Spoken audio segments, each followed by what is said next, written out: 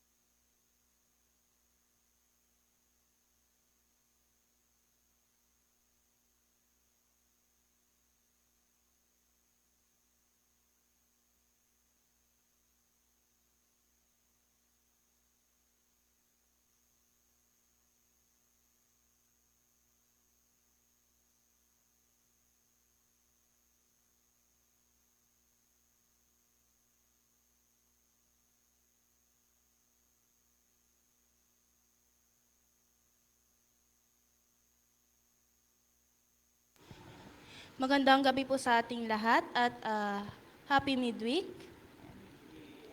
Para po sa ating pagsisimula, ating pong awitin ang Worthy, Worthy is the Lamb. Tayo pong lahat ay magsitayo.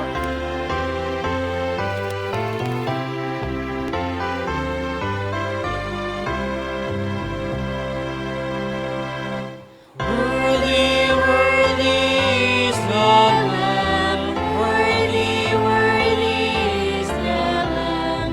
Worthy, worthy is the Lamb that was slain.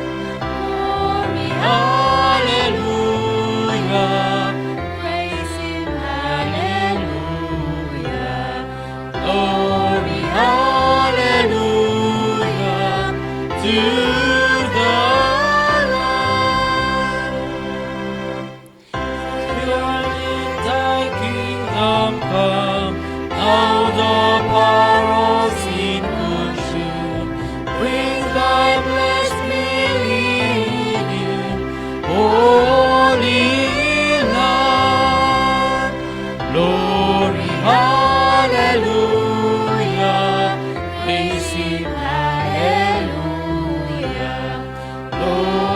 hallelujah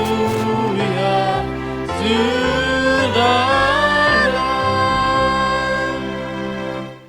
As may each moment feel, love Him, serve Him, praise Him still, till we all on Zion's hill see the Lamb.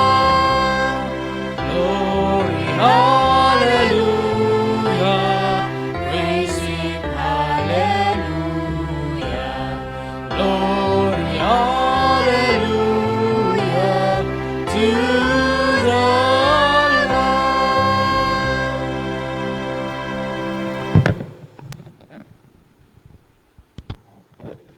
Tayo po ay magnigluhod sa ating panalangin.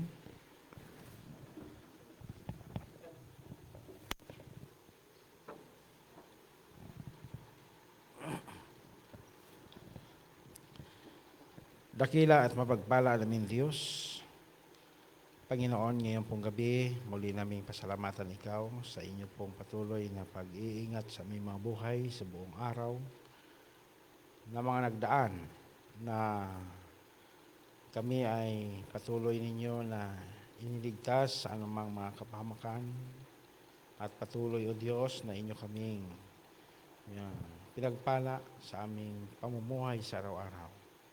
O Diyos, ngayon pong oras na ito ng gabi, patuloy namin ilapit sa inyo ang aming pong pagsamba. Nawa ay amin pong maranasan ang pangunguna ng inyong pong banal na Espiritu, O Diyos, na mula sa bata hanggang sa amin pong mga matanda kami, Panginoon, ay inyo pong puspusin. At ang inyo pong salita na amin pong pag-aralan ngayong gabi sa inyo pong lingkod, si Sir Chad, na maghati-hati sa tinapay ng buhay. Nawa, Panginoon, ito po yung magbibigay sa amin ng kasiyahan, magbibigay sa amin ng inspirasyon sa aming pong pananampalataya, na laksan ninyo ang aming mga loob, Panginoon. Dagdagan ninyo ang aming mga pananampalataya. Salamat po ng marami na kayo po ang gumagabay sa amin sa lahat ng panahon ng aming pong buhay. Aming pong dalangin, lahat ng ito'y aming pong inilapit sa inyo, Diyos, at patawarin kami sa aming pong pagkakasala. Ito pong aming tanging hiling sa pangalan ng aming Panginoong si Jesus. Amen.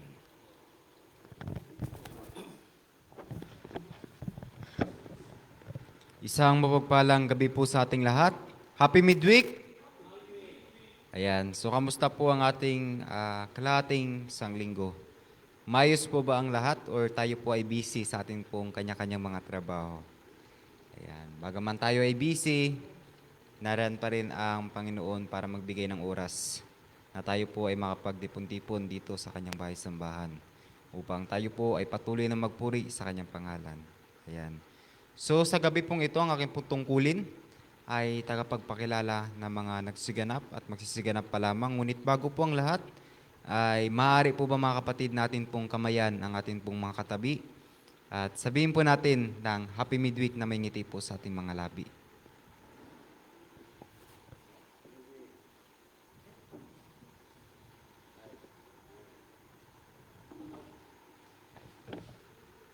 Ayan, maraming salamat po. Tayo po ay pinangunahan ng pag-aawitan ni Sister Alyssa K. Mascardo. Ang ating pong pambungad na panalangin ay hinihandog ni Brother Ronnie Ranes, ang inyong pong lingkod, Brother Alvin Cloyd Mascardo, presider. At pagkatapos ko po ay magkakaroon tayo ng dalawang mensahe. Una po ay mensahe ng awit na ipapagkaloob sa atin ng ni Brother Jimmy Salazar and then Mrs. Salazar. Ayan. Ang atin pong speaker sa gabing ito ay walang iba kundi si Brother Chad. Ayan. So, bago po yun, tayo po muna ay magkakaroon ng mga prayer bands. So, kung meron po kayong mga pasasalamat at ganoon din po ay ang prayer request, ay maaari lamang po kayong tumayo at sabihin niyo po kung ano po ang inyong pasasalamat at mga prayer requests. Ayan. Ako po, Ako po ay nagpapasalamat sa Panginoon sa buong lating linggo na ang Panginoon ay nandyan gumagabay sa aming buong pamilya, na hindi kami pinababayaan at hindi kami pinagkukulang sa aming pong pangangailangan sa araw-araw, at nandyan yung Panginoon para magbigay ng pantustos sa amin. Ayan. So napakabuti po yung Panginoon, at nagpasalamat din po ako sa Panginoon dahil sa pamamasada ni Papa sa araw-araw ay nandyan yung Panginoon upang gumabay sa Kanya. At gayon din po kay Calix, isama rin po natin sa dalangin. Si Calix po ay meron po siyang medyo hindi magandang karamdaman. Nandyan po yung kanyang ubo at medyo sinisinat-sinat din pagkagabi dahil po sa kanya pong sabay-sabay na pagtubo ng kanyang mga ngipin. Ayan, may bagang siya at may 4 na ngipin na tumubo din na sabay. So isama rin po natin sa dalangin na yung kanyang ubo ay mawala na, kasi talagang medyo hirap talaga para sa kanyang edad pa na maliit pa, ay yung ubo ay medyo matigas-tigas. Pero kahit pa paano naman ay hindi na kagaya ng dati. Ayan, akin rin po palang isama rin po pala natin sa dalangin na si Sir Romy, yung kanya pong karamdaman doon sa ano po sila ngayon sa US, yung kanya pong karamdaman sa kanya pong singit na sa awa naman ng Panginoon ay wala namang conflict doon, kasi nga nagpa-CT scan naman sila, wala namang medyo hindi naman aberya doon, at pinalabas na rin naman sila ng hospital. At ngayon ay hindi pa naman siya masyadong nakakatayo pa kasi naka-wheelchair naman siya. So isama rin po natin siya sa dalangin sa kanyang karamdaman at sa kanilang pong buong magpamilya doon, kay Ma'am Mers at kila Amy. Ayan, isama po natin sa dalangin sila. At gayon din po yung ating mga kapatiran na nandito, yung isama rin po natin sa dalangin yung ating mga kapananampalataya, lalo na yung mga bagong binyag, mga bagong mananampalataya. Isama natin sa dalangin na sila ay palakasin palalo ng Panginoon yung kanila pong mga pananampalataya. Yun lang po.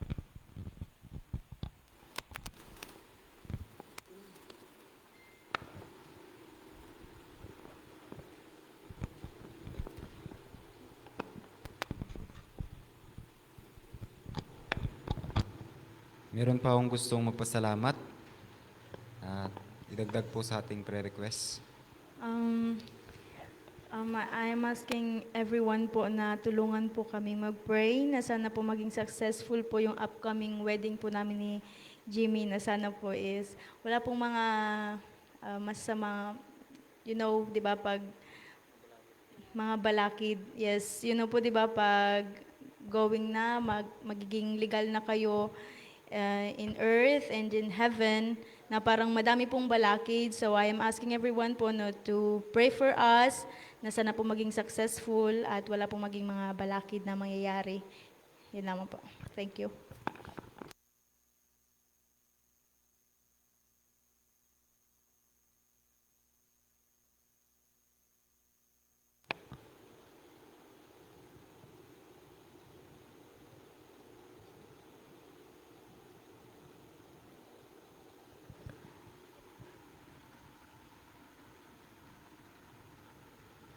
Meron pa pong gustong magpasalamat at idagdag po sa ating prayer request. Ayan, so ako po ay nagpapasalamat sa Panginoon na ginabayan niya po ako sa loob po ng kalahating 1 linggo. Ayan, sa akin pong pag-take ng qualifying exam. Ayan. Magpasalamat po ako sa Panginoon na ako po ay nakapasa, and then ganoon din. Bukas po, idagdag natin sa panalangin na nawa kung ano po yung kalooban ng Panginoon ay nawa siyang matupad. Dahil bukas po ay akin pong interview kung ako po ba talaga ay mapapasok sa college na yon. Yan. Idalangin rin po natin mga kapatid, ang atin pong mga kapatirang hindi po natin kapiling ngayon sa kadahilanang sila po ay merong mga karamdaman.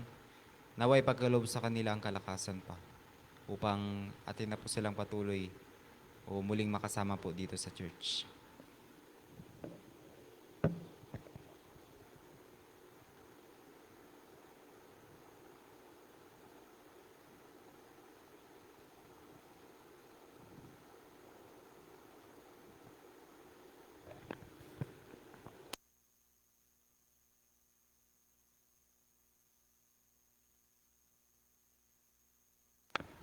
Ayan, kung wala na po, ang ating pong mga pre-request, una po, ang anak po ni Brother Joterd na meron pong sinat at ubo. Ayan. Naway pagkaloob sa kanya ng Panginoon ang kagalingan at ganoon din po ang kalakasan ng immune system. At ganoon din po si Sir Romy Sidugin, pagkaloob rin po sa kanya ang patuloy na kagalingan. Nawa siya ay makalakad ng muli. Ayan. Dalangin rin po natin mga kapatid ang wedding ni nila Sister Luna and Brother Jimmy Salazar. Nawa maging successful po ito at ipagkaloob ang magandang panahon. Dalangin rin po natin ang ating po mga kapatid na hindi po natin kasama sa mga oras na ito, na nawa sa susunod na mga pagsamba ay atin po sila makasama. Ganoon din po ang may mga karamdaman, isama po natin ito sa panalangin. At ganoon din po ang aking prayer request na nawa kung ano po ang kalooban ng Panginoon sa akin ay siyang nawang matupad. Yan. So tayo po mga kapatid ay manalangin ng individual na lamang po upang atin rin pong maisama ang ating pong mga personal na kahilingan sa Panginoon.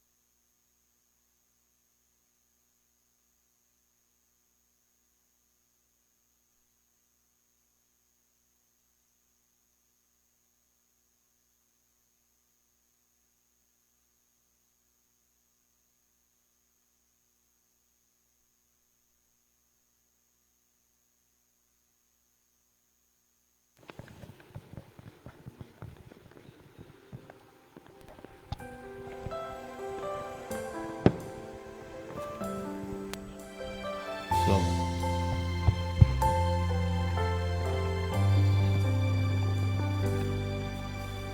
Sadya kay buti ng ating Panginoon, nagtatapat sa habang panahon, maging sa kabila ng aking pagkukulang, biyaya niya'y patuloy na naan.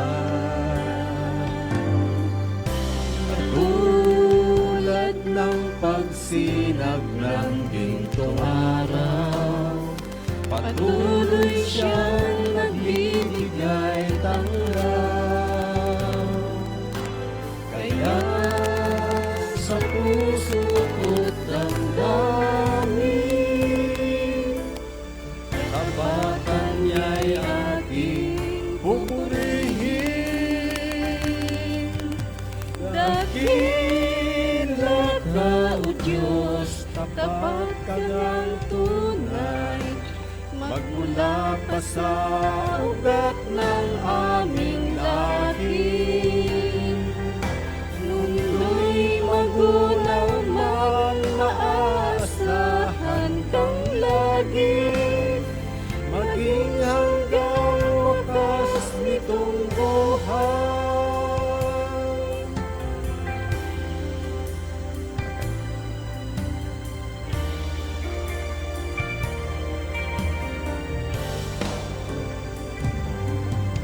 Kaya, O Diyos, ika'y aking pupurihin, sa buong mundo'y aking awitin.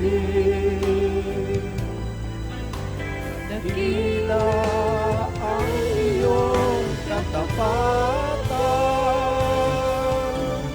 pag-ibig mo'y walang hanggan. Dakila ka, O Diyos, tapat ka ng tunay, magmula pa sa ugat ng aming lahi. Mundo'y magunaw man, maaasahan kang lagi, maging hanggang wakas nitong buhay.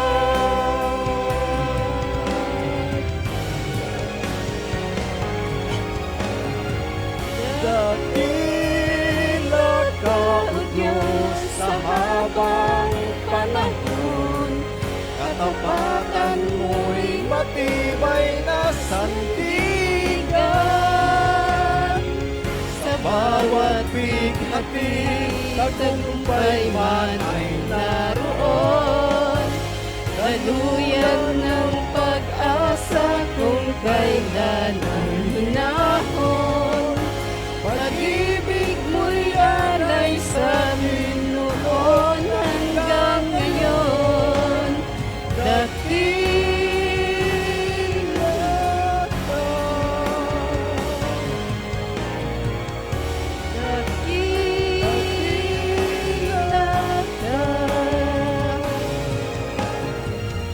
dakila ka, O Diyos.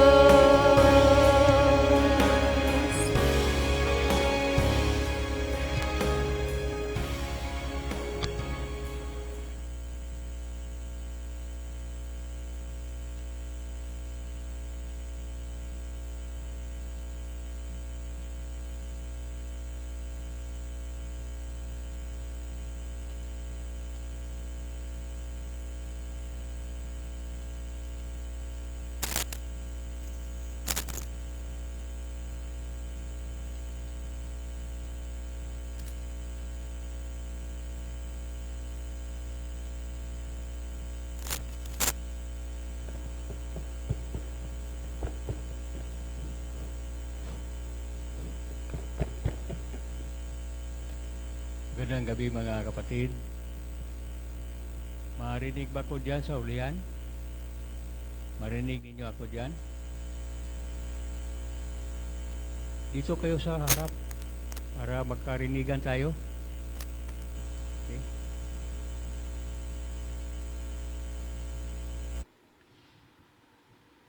Marami pa namang upuan dito. Okay.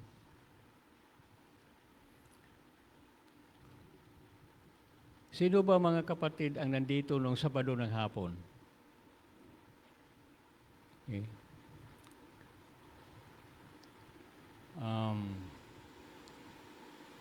Pasensya na kayo kasi yung aking sasabihin ngayon ay hindi ko pa naisip kung ano yon.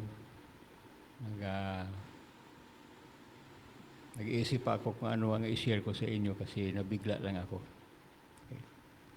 So kung nandito kayo nung Sabado ng hapon, ang ating speaker noong umaga, si Sister Castro ba yun? Ay nagbigay ng magandang pananalita tungkol sa kasalanan na hindi napapatawad. Mayroon palang mga kasalanan na hindi napapatawad, mga kapatid, di ba? At ang kasalanan na hindi napapatawad ay yung kasalanan na hindi hinihingian ng patawad. Sa iba't ibang mga dahilan. Kaya kung hindi ka makahingi ng tawad, na sincero na paghingi, ang kapatawaran ay malayo sa iyo, malayo sa atin. Ngayong hapon, sino nakaalaala doon sa Bible game? No. Nalaala ba ninyo nung Sabado ng hapon na nagkaroon ng Bible game na maganda rin, si Sister Castro rin ang nagbigay. At na-topic niya yung tungkol sa asin. Ayan nyo? Asin. Na yung asin ay ang purpose ng asin ay para na magbigay ng lasa. Okay. Ngayon, ang sabi ng Panginoon, hindi ko kasi mga kapatid makabasa kasi sorry still Sabel, ang nahihilo ako dito sa mataas pala yung grado mo. Nahihilo ako dito sa lamin. Sabi ng ating Panginoon, kayo ang asin dito sa mundo natin. Asin. Para malasahan tayo ng ibang mga tao. Okay. Tapos, kung ang asin ay hindi nalalasahan, wala siyang kabuluhan kundi itapon na lang siya sa labas. Okay. Kumusta man mga kapatid? Tayo ba ay asin? Naging asin ba tayo sa ating mga kausap? Yung ating mga kabataan, naging asin ba kayo? O hindi lang kayo nakikinig ngayong gabi?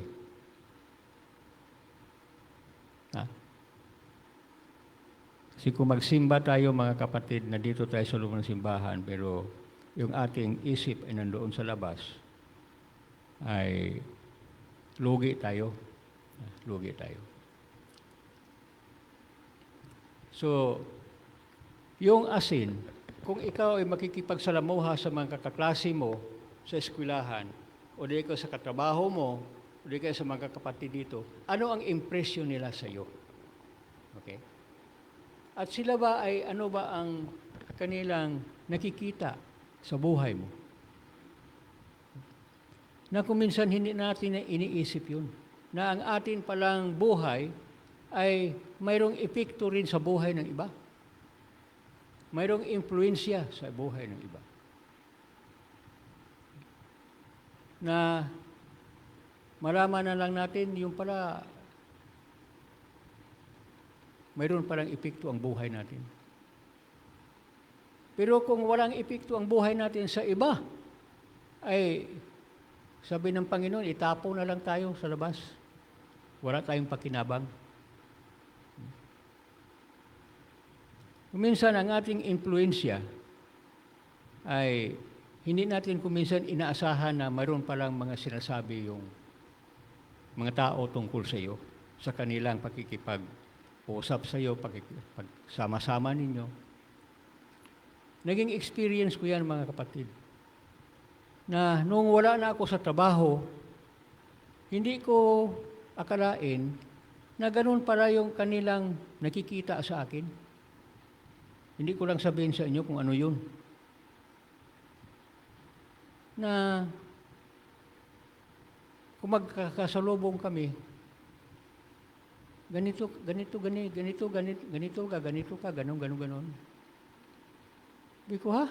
Ganun ba yun? Sorry lang. Kahit mga kapatid sa ating mga pagsasalita, yung totoo nating, yung pagsasalita, ano bang kahulugan noon? Totoo ba tayo sa ating mga salita?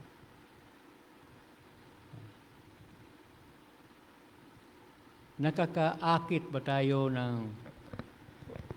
pag-iisip ng iba na para ma-appreciate nila ang ating Panginoon?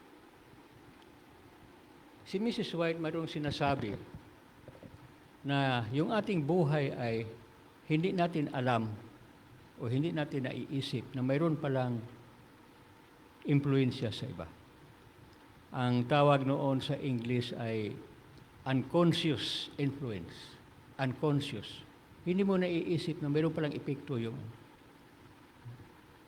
Diyan sa ating pagsasalita ay makikita doon kung anong klaseng tao ka. Kung anong lasa ng iyong buhay sa ibang tao. Unconsciously, we influence others for Christ or from Christ. Ito kasi Seventh-day Adventist din siya. Kaya ganun ang kanyang buhay. Tapos ang iba naman magsabi, Sabadista pero ganito, ganyan, ganon. Depende na yan, mga kapatid. Kaya usisain natin ang ating mga sarili. Kasi kung minsan, hindi natin tinitingnan yung sarili natin, kundi yung iba na lang ang tinitingnan natin. Ako, ano bang klaseng pagkatao ako? Mayabang ba ako? O masakit ba ako magsalita? Wala sa panahon? Matutuwa ba yung mga tao sa akin kung magkakasama kami? Isipin natin. Kasi bantayan natin, mga kapatid, na ang church na ito, ang Seventh-day Adventist Church, ay mayabang itong simbahan na ito. Totoo hindi? Totoo hindi na mayabang ang Seventh-day Adventist Church? Mayabang.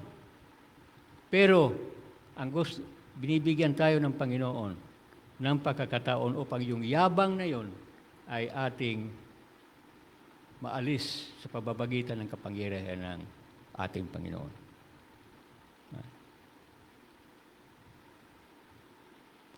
Kaya mga kapatid, tayo ay mga asin. At mayroon tayong responsibilidad na seryosong responsibilidad upang maging influensya tayo ng mga tao. Mayroon naman tayong mga kahinaan din, di ba? Na hindi natin kuminsan sinasadya, nakasalita na pala tayo ng hindi maganda. Sa salita pa lang, ay medyo problema na. Pero sa salita, ang sabi ng Panginoon, ayusin mong salita mo. Anong sabi ni Haring Solomon? Ano ba yun? Ano ba sa Tagalog yung a word fitly spoken is like an apple of gold in pictures of silver. Yung maganda daw pagsasalita ay yung para daw mansanas na ginto na nailagay doon sa isang lalagyan. A word fitly spoken is like an apple of gold in picture of silver. Okay. So, minsan ang ating mga pagsasalita ay medyo hindi nagustuhan ng iba, pero mayroong mensahe. Pero kung ating mga pagsalita ay, hindi, sa tono pa lang ng ating pagsalita, ay nakaka-offend na, nakaka-discourage na ng ibang tao. Diba? Kaya yung ating unconscious influence yan, yung malaking bagay yan sa ating pakikipagsalamuha. At sa ating paglilingkod, mga kapatid, malaking influensya ang ating buhay sa ibang mga tao. At yung ating buhay na yan, na sa ating pakikipagsalamuha ay binibigay natin sa ating Panginoon bilang alay.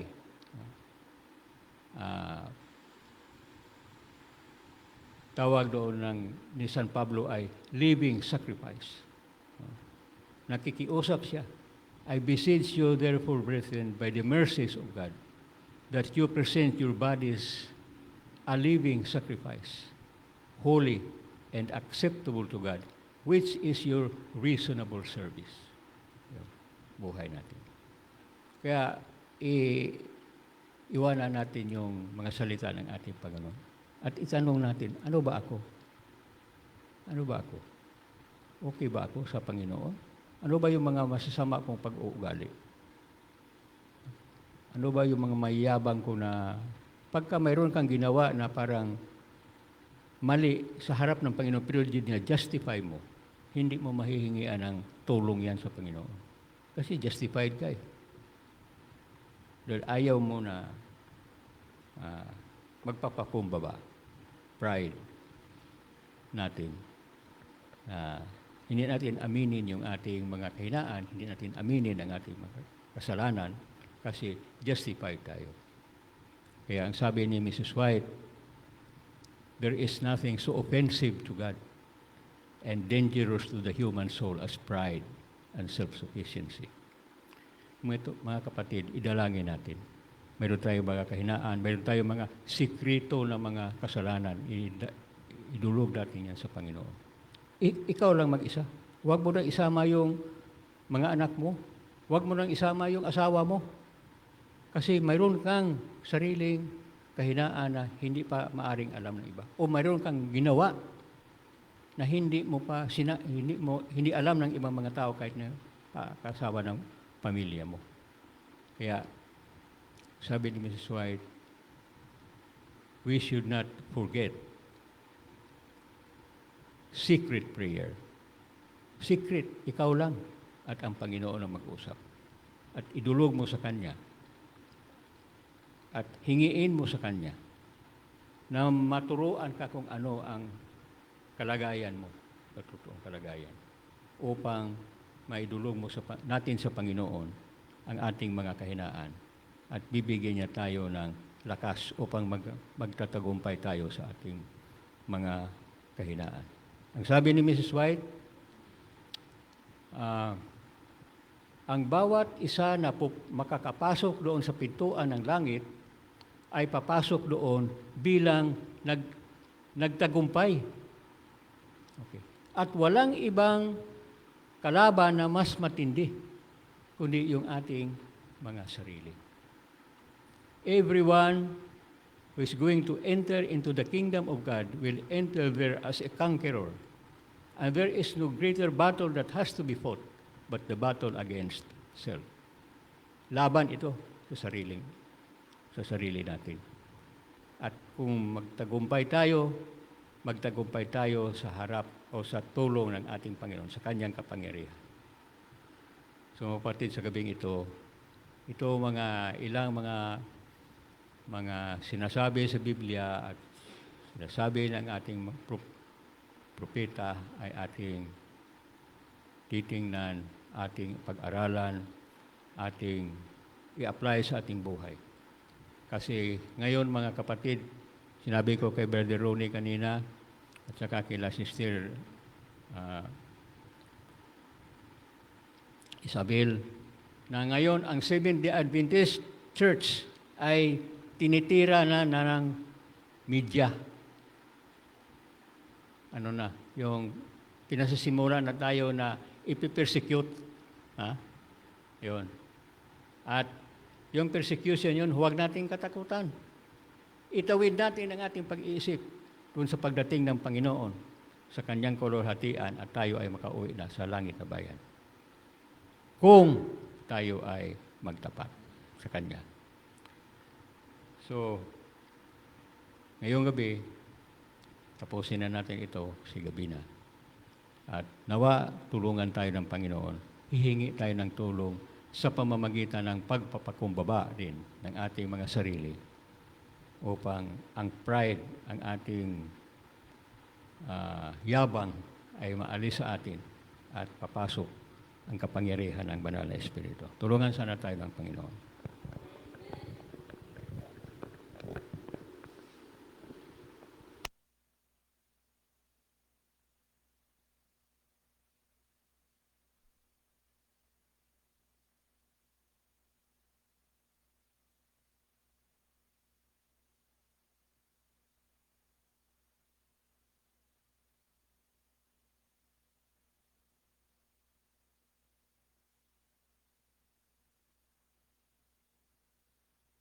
Para po sa ating pagtatapos, ating pong awitin ang Rock of Ages. Sa hymn number 179, Rock of Ages. Tayo pong lahat ay magsitayo.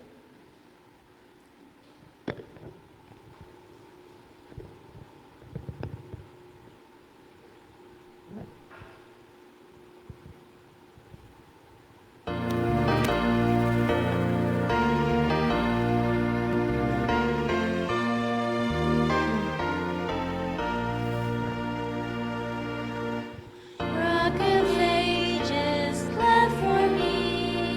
Let me hide myself in thee. Let a waters above from thy riven side which flow. Me of sin there double pure. Cleanse me from its guilt and bore. Now the labors of my hands can fulfill my lost demands. Could my zeal raise my throne? Could my tears forever flow? For sin could not atone. Thou must save and thou alone. When my pilgrimage I close, victor o'er the last of foes. When I soar to truth unknown, and behold thee on thy throne. Rock of ages, clap for me. Let me hide myself in thee.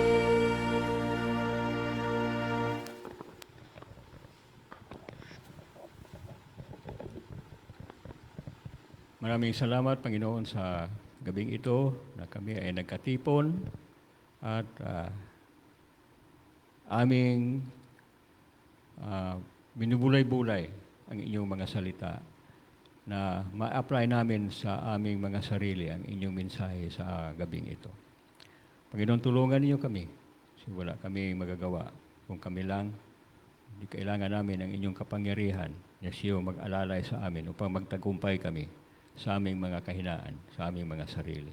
Sa aming pag-uwi ngayon, Panginoon, ipagpatuloy ninyo ang inyong paggabay sa amin na makarating kami sa aming mga tahanan na walang mga masamang mangyari sa amin.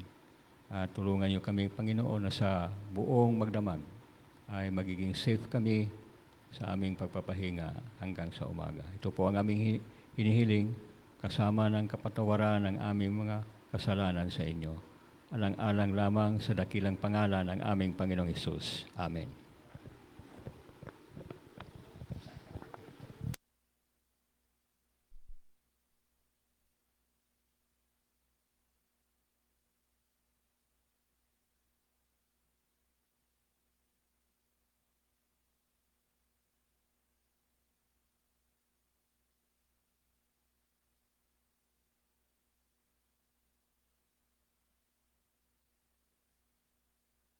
Okay.